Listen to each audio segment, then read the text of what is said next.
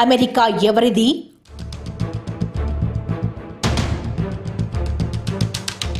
ప్రజాస్వామ్యవాదులందరిది.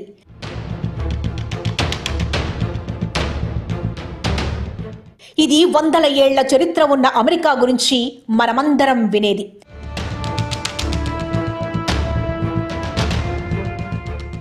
కానీ ఇప్పుడు ఆ అమెరికా స్వార్థపూరిత శక్తుల చేతిలో నిస్వార్థమన్నది మచ్చుకైనా కనిపించని పరిస్థితికి చేరుకుంది.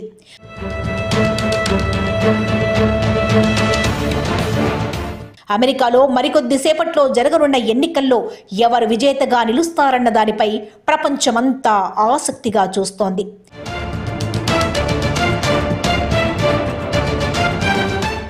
ఎన్నికల్లో ఎవరు విజేతగా నిలిచినా మనకొచ్చేదేమీ ఉండదు. కానీ అమెరికాలో ఎవరు గెలిస్తే ఏం జరుగుతుందన్న దానిపై సర్వత్రా ఉత్కంఠ నెలకొంది.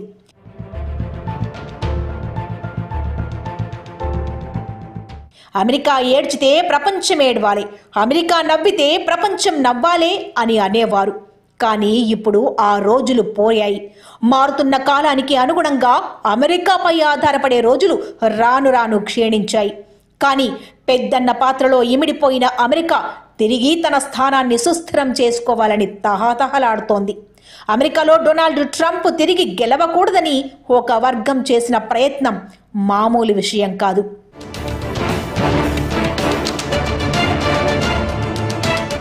ఇది తెల్లోళ్ళు నల్లోళ్ల సమస్య అసలే కాదని వారు భావించారు. అందుకే డొనాల్డ్ ట్రంప్ తిరిగి అమెరికా ఎన్నికల్లో గెలుస్తాడన్న భావన కలగడంతో జాతీయతను పక్కన పెట్టి అమెరికా దిగ్గజాలు అధ్యక్షుడు జో బైడెన్ను కాదని అధ్యక్ష ఎన్నికల్లో కమలా హ్యారిస్ను ముందుకు తెచ్చారు. ఎన్నికల్లో కమలా గెలుపు అంత ఈజీ ఏం కాదని వారికి తెలుసు. గత 4 ఏళ్ల కాలంలో అమెరికా ప్రపంచానికి పెద్దగా చేసిన మేలేమీ లేదు. కాకుంటే రష్యా ఉక్రెయిన్ యుద్ధం పేరుతో పరోక్షంగా ఉక్రెయిన్కు సాయం చేయడంతో ఎన్నో డైనమిక్స్ మారిపోయాయి. చిట్టెలుకతో సింహం యుద్ధం చేస్తున్న సమయంలో 1-2 రోజుల్లో యుద్ధం విజేత ఎవరో తేలాల్సి ఉన్నప్పటికీ అమెరికా ఆ యుద్ధంలో చిట్టెలుకను ఇప్పటికీ ఓడిపోకుండా కాసుకుంటూ వస్తోంది. కానీ ట్రంప్ అమెరికా ఎన్నికల్లో గెలిస్తే తక్షణం జరిగేది ఒకటే: రష్యా ఉక్రెయిన్ యుద్ధం మహా అయితే 1 రోజుల్లో పూర్తయిపోతుంది.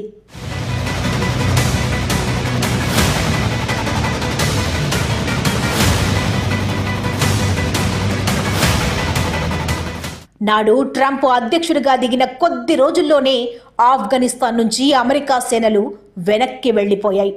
తాలిబాన్ లాంటి శక్తులకు ఆఫ్ఘనిస్తాన్ను దాసోహం చేసి అమెరికా చెక్కేసింది. ఇప్పుడు ట్రంప్ గెలిస్తే ఉక్రెయిన్ రష్యా యుద్ధం మరో షేప్ తీసుకోవడం ఖాయం. మొత్తంగా అంతర్జాతీయంగా ప్రపంచానికి ఎలాంటి మేలు జరగకపోగా మరో ఉపద్రవం రావడం ఖాయం. అమెరికా ఇప్పుడు పక్కనోళ్ల దాంట్లో ఏలు పెట్టకుండా తనను తాను సెట్ చేసుకునే ప్రయత్నం చేస్తోంది. అలాగని ఇజ్రాయెల్ విషయంలో అగ్రరాజ్యం ఏం చేస్తుందో అది బహిరంగ రహస్యం.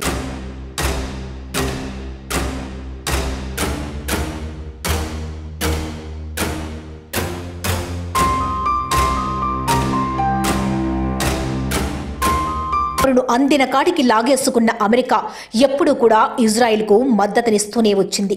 ప్రత్యక్షంగా పరోక్షంగా ఇజ్రాయెల్ను కాదని అక్కడి అరబ్ దేశాలకు అమెరికా మద్దతివ్వదు. ఇప్పటికే పశ్చిమాసియాలోని అన్ని దేశాలతో యుద్ధం చేస్తూ ఇజ్రాయెల్ దూకుడు పెంచేస్తుంటే ట్రంప్ లాంటోడు అధికారం చేపడితే అది మరింత ముదిరి పాకాన పడే అవకాశమూ లేకపోలేదు. డొనాల్డ్ ట్రంప్ ఈసారి అమెరికా అధ్యక్ష ఎన్నికల్లో ఫేవరెట్ అని చెప్పాల్సి ఉంటుంది. ఆయనకు అమెరికన్ తెల్ల జాతీయులతో పాటు అతివాదుల నుంచి మద్దతు లభిస్తోంది.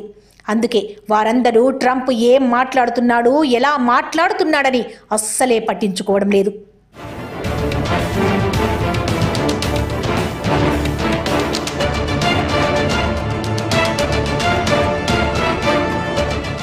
ఇండియాలో సర్వే సంస్థల అంచనాలన్నీ ఎలా తప్పయ్యాయో మనం గత కొద్ది రోజులుగా చూస్తూనే ఉన్నాం. ఇప్పుడు అమెరికాలో సర్వే సంస్థలన్నీ నిట్ట నిలువునా చీలిపోయాయి. కొన్ని సర్వేలు డొనాల్డ్ ట్రంప్కు అనుకూలంగా తీర్పిస్తుండగా మరికొన్ని సర్వేలు కమలా హ్యారిస్ను తీసిపారేయలేమంటున్నాయి. గత ఎన్నికల్లో ట్రంప్ గెలుస్తాడని ఘంటా బజాయించి మరి కొన్ని సంస్థలు చెప్పగా అనూహ్యంగా జో బైడెన్ అమెరికా ఎన్నికల్లో గెలిచాడు. కానీ ఇప్పుడు ట్రంప్ గెలుస్తాడని మెజార్టీ సర్వేలు చెబుతున్నా ఎక్కడో తేడా కొడుతోందన్న భావన ఉంది. మనకు లోక్సభ ఎన్నికల్లో 543 స్థానాల్లో మెజార్టీ ఏ పార్టీ గెలిస్తే ఆ పార్టీ వ్యక్తి ప్రధాని అవుతారు. అమెరికాలో కూడా మొత్తం ఎలక్టోరల్ కాలేజ్లో 538 ఓట్లున్నాయి. వీటిలో 435 హౌస్ ఆఫ్ రిప్రజెంటేటివ్స్, 100 సెనేటర్లతో పాటుగా వాషింగ్టన్ డీసీ నుంచి 3 ఎన్నికవుతారు. ఒక్కో రాష్ట్రం నుంచి ఒక్కోలా అభ్యర్థులు ఎన్నికవుతారు. కాలిఫోర్నియాలో 54, టెక్సాస్ 40, ఫ్లోరిడాలో 30 ఎలక్టోరల్ ఓట్స్ ఉన్నాయి. మరోవైపు north Dakota, south Dakota, Delaware, Vermont వంటి రాష్ట్రాల్లో కనీసం 3 సీట్లున్నాయి. అమెరికా అధ్యక్ష ఎన్నికల్లో విన్నర్ టేక్స్ ఆల్ మోడల్ అనుసరించి విజేత గెలుపును నిర్ధారిస్తారు. ఆయా రాష్ట్రాల్లో గరిష్ట ఓట్లను పొందిన అభ్యర్థి ఆ రాష్ట్రంలోని అన్ని ఎలక్టోరల్ ఓట్లను గెలుస్తాడు. ఈ వ్యవస్థ అమెరికాలోని 50 రాష్ట్రాల్లోని 48 రాష్ట్రాల్లో అవలంబిస్తుండగా మైనే, నెబ్రాస్కా అనే 2 రాష్ట్రాలు అందుకు మినహాయింపు. ఇక్కడ మిగతా రాష్ట్రాల్లోలా కాకుండా ఏ సీటులో ఎవరికి మెజార్టీ వస్తే వారే గెలిచినట్టు. తాజా ఎన్నికల్లో యుఎస్ కాంగ్రెస్ దిగువ సభ హౌస్ ఆఫ్ రిప్రజెంటేటివ్స్, ఎగువ సభ సెనేట్కు 34 స్థానాలకు పోటీ జరుగుతోంది. మొత్తం హౌస్ ఆఫ్ రిప్రజెంటేటివ్స్ సభ్యులు ఇప్పుడు ఎన్నుకోనుండగా సెనెట్లో 1/3 మంది ఎన్నికవుతారు.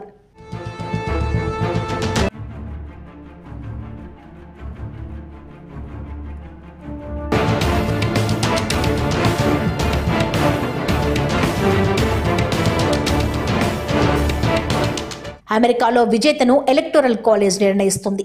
ఈ వ్యవస్థలో అన్ని రాష్ట్రాల్లోని ఓటర్లు ఎలక్టోరల్ కాలేజ్ ఎలక్టర్లను ఎన్నుకోవడానికి ఓటేస్తారు. ప్రతి రాష్ట్రం హౌస్ ఆఫ్ రిప్రజెంటేటివ్స్, సెనేట్లో ఉన్న ఓట్ల సంఖ్య ఆధారంగా విజేత నిర్ణయింపబడతారు. అన్ని రాష్ట్రాలకు తగిన ప్రాతినిధ్యం కల్పించడమే దీని వెనుక ఉన్న అస్సలు ఉద్దేశం. మరోవైపు ఓట్ల రూపంలో ప్రజాదరణ పొందిన ఎలక్టోరల్ కాలేజ్లో ఓడిపోయిన సందర్భాలు అనేకమున్నాయి. ఇలాంటి ఘటన తాజాగా మనకు 2016లో జరిగింది. 2016లో డొనాల్డ్ ట్రంప్ హిల్లరీ క్లింటన్పై ఇదే విధంగా గెలిచాడు.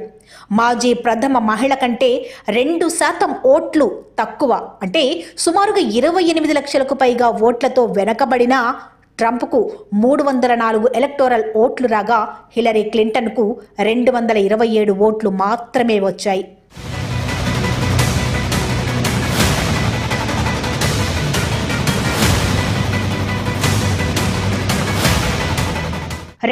సంవత్సరంలో Republican George W bush Democrat అధ్యక్ష అభ్యర్థి అల్ గోర్ను చాలా స్వల్ప తేడాతో ఓడించడంతో అక్కడ కోర్టు నిర్ణయం ఫైనల్ అయింది. కేవలం 5 ఎన్నికలలో 1824, 1876, 1888, 2000, 2016 జనాదరణ పొందిన అభ్యర్థి అధ్యక్ష ఎన్నికల్లో ఓటమి పాలయ్యారు.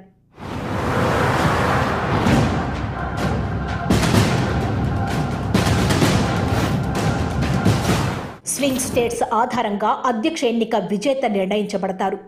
అమెరికాలో మిగతా ప్రపంచానికి భిన్నంగా ఒక ప్రాంతంలో ఒక పార్టీ ఖచ్చితంగా గెలుస్తుందన్న సిద్ధాంతం దశాబ్దాలుగా పాతుకుపోయింది. డెమోక్రాట్ల వైపు మొగ్గు చూపే రాష్ట్రాలను బ్లూ స్టేట్స్ అని, రిపబ్లికన్ల వైపు మొగ్గు చూపే రాష్ట్రాలను రెడ్ స్టేట్స్ అని అంటారు. కానీ స్వింగ్ స్టేట్స్లో ఎప్పుడు ఎవరైనా గెలవచ్చు, ఓడొచ్చు. ఇక్కడ ఎప్పుడు ప్రజాభిప్రాయం ఒకేలా ఉండదు, మారుతూ ఉంటుంది. అందుకే అధ్యక్షుడు ఎవరో నిర్ణయించేది ఆ స్టేట్స్ అని తేల్చి చెప్పొచ్చు. Nevada 6, Arizona 11, North Carolina 16, Georgia 16, Wisconsin 10, Michigan 15, Pennsylvania 19 ఓట్లలో మెజార్టీ ఎవరికొస్తుందో వారికే ఆ రాష్ట్రంలోని ఓట్లన్నీ దక్కుతాయి. దీంతో బలమున్న చోట గెలవడం కంటే బలం లేని చోట సత్తా చాటితే అధ్యక్ష ఎన్నికల్లో గెలుపు నల్లేరుపై నడకేనని చెప్పొచ్చు. అందుకే అటు డెమోక్రాట్లు, ఇటు రిపబ్లికన్లు ఈ 7 రాష్ట్రాలపై పూర్తి స్థాయిలో ఫోకస్ పెట్టారు. స్వింగ్ స్టేట్స్లో విజేతలు స్వల్ప తేడాతో గెలుస్తారు. 2020 అధ్యక్ష ఎన్నికలలో జో బైడెన్ అరిజోనాలో కేవలం 10,000 ఓట్లతో గెలవడంతో ఆయన ట్రంప్ను ఓడించగలిగారు.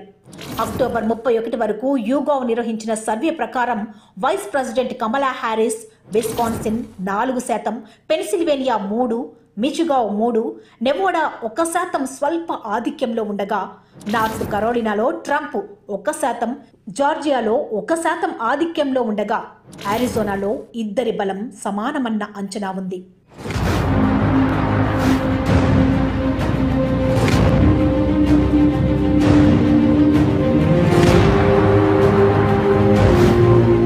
కొత్త చరిత్ర ఎప్పుడూ లిఖించబడుతూనే ఉంటుంది. ఇక ఎన్నికల్లోనూ గెలుపుపై అంచనాలు తలకిందులవడం మనం చూస్తూనే ఉంటాం. ఇప్పుడు డెమోక్రాట్ల అభ్యర్థిగా కమలా హ్యారిస్ గెలిస్తే అది అమెరికా మొదటి మహిళా అధ్యక్షురాలిగా చరిత్ర సృష్టించినట్టే అవుతుంది. భారతీయ సంతతికి చెందిన వ్యక్తి కావడం కూడా విశేషమే అవుతుంది. ట్రంప్ మళ్లీ గెలిస్తే ఒకసారి ఓడి రెండవసారి గెలిచిన వ్యక్తిగా మరో చరిత్ర సృష్టిస్తాడు. ఇలాంటిది 100 ఏళ్ల క్రితం జరిగింది. ఇప్పుడు ఆ పరంపరను ట్రంప్ మరోసారి తీసుకొచ్చినట్టు అవుతుంది. విచిత్రం ఏంటంటే అమెరికా ఎన్నికల్లో ఒక్కో సర్వే ఒక్కోరు విజేత అంటూ ప్రకటించడంతో కన్ఫ్యూజన్ అంతకంతకు పెరుగుతోంది. ఏబీసీ న్యూస్ అంచనా మేరకు ట్రంప్పై కమలా హ్యారిస్ 1% ఆధిక్యంలో ఉన్నట్టు కనిపిస్తోంది. మరో సంస్థ ఎన్బీసీ ఇద్దరికీ సమానంగా ఓట్లొచ్చే అవకాశం ఉందని చెబుతోంది. ఇప్సోస్ కమలా హ్యారిస్కు 3 పాయింట్ల ఆధిక్యాన్ని అంచనా వేయగా అట్లాస్ ఇంటెల్ ట్రంప్కు 2 పాయింట్లు ఆధిక్యమంటోంది. పోలింగ్ వేళలు ఒక్కో రాష్ట్రంలో ఒక్కోలా ఉంటున్నాయి. చాలా స్థానాల్లో మంగళవారం ఉదయం స్థానిక కాలమానం ప్రకారం 6 గంటల నుండి రాత్రి 8 గంటల వరకు అవకాశం ఉంటుంది. ఓటింగ్ ప్రారంభమైన తర్వాత ఎగ్జిట్ పోల్స్ రావడం ప్రారంభమైనప్పటికీ అన్ని రాష్ట్రాల్లో కౌంటింగ్ ముగిసిన తర్వాత మాత్రమే తుది ఫలితాలు వెల్లడవుతాయి.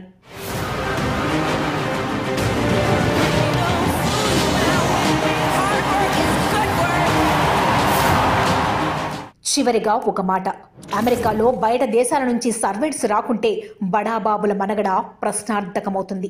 ఇప్పటికే వృద్ధతరం అంతకంతకు పెరిగిపోతోంది. సహజ పద్ధతిలో పిల్లలు పుట్టడం లేదు. అసహజ సంతానోత్పత్తిపై ఎన్నో అనుమానాలు అక్కడి ప్రజల్లో ఉన్నాయి. చిన్న ఉద్యోగాలు చేయడానికి అమెరికన్లు సిద్ధంగా ఉండరు. మరీ ముఖ్యంగా రోడ్ల నిర్మాణం, లేబర్, గార్డెనింగ్ లాంటి పనులు చేయడానికి వలస కూలీలు అమెరికాకు ఎంతో అవసరం. వలస విధానం వల్లనే అమెరికా మనుగడ సాధ్యమని అక్కడి డెమోక్రాట్లకు బాగా తెలుసు.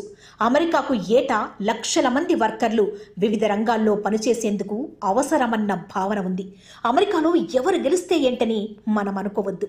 కానీ అమెరికా ప్రపంచాన్ని తన గుప్పిట్లో ఉంచుకోవాలని చూస్తోంది.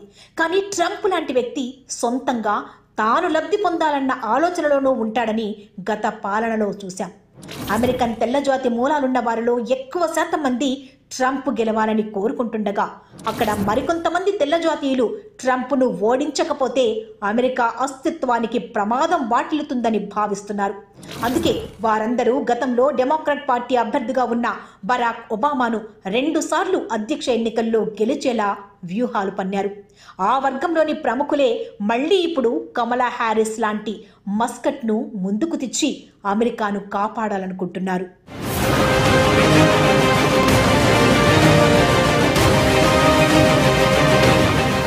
ఇప్పుడు యూరప్ దేశాలన్నీ అమెరికా యుద్ధ నీతి ఆధారంగా సర్వైవ్ అవుతున్నాయి.